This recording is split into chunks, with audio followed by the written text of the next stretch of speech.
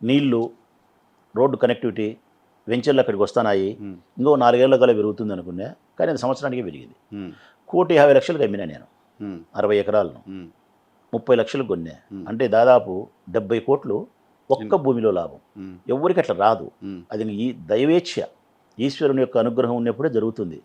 ఆ భూమితో మళ్ళీ ఇంక వేరే చోట భూమి కొన్నా. ఉమ్. ఒక చోట పోయి ఒక ఎకరా 16 కోట్లు అయితే కొన్నా. ఎకరా 16 కోట్లు కొన్నారు. ఉమ్, అది ఇప్పుడు 40 కోట్లు అడుగుతున్నారు. ఉమ్, ఇంకొక చోట ఎకరా 50,00,000తో కొన్నా. ఉమ్.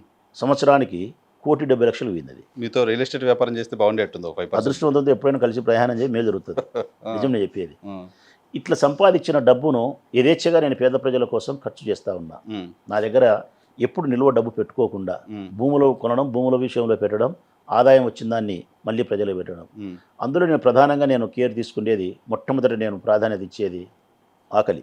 ఉమ్, రెండవది అన్నిటికంటే ప్రాధాన్యత ఇచ్చేది ప్రాణం. ఉమ్, ప్రాణం నా దృష్టికి ఎవడైనా చనిపోతాడని వస్తే 2 లక్షలే సరే, 4 లక్షలే సరే, 5 లక్షలే సరే, 10 ఏళ్ళు సరే, ఉమ్, వాడిని హైదరాబాద్ పంపాల్సిందే, డాక్టర్తో మాట్లాడాల్సిందే, ఏదో ఒకటి తిప్పలు పడాల్సిందే. నీ దగ్గర ఎంత ఉందో అనడమే. ఇప్పుడు ప్రజెంట్ ఇప్పుడు ఒక కేసు ఉంది, మర్చిపోయాను. ఈరోజు ఉంది. ఉమ్.